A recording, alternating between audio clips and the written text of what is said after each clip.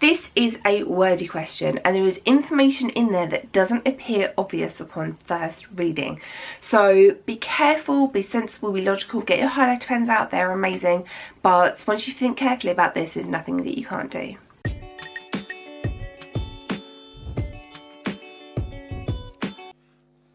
At a family reunion, a survey of ages was taken. Great uncle Eric was the oldest at 96 years old. There was a lovely photo of him holding a tiny newborn baby. There's a clue there. The interquartile range of ages was 32, the median being 49, the upper quartile age was 61. So the first thing that is sensible to do is to work out your values. So the lowest, the lower quartile, the median, the upper quartile, and the highest. So great uncle Eric was the oldest at 96, holding a tiny newborn baby, so the lowest value here is 0.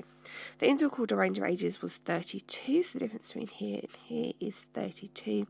The median being 49, the upper quartile was 61, so 61 minus 32 gives us 29, which is going to be our lower quartile.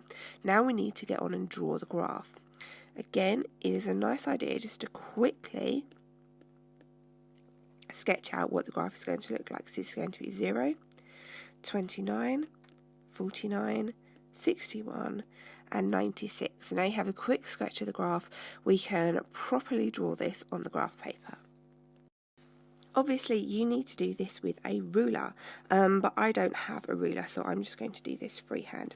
So 0 is our low quartile to 29, which is going to be roughly there.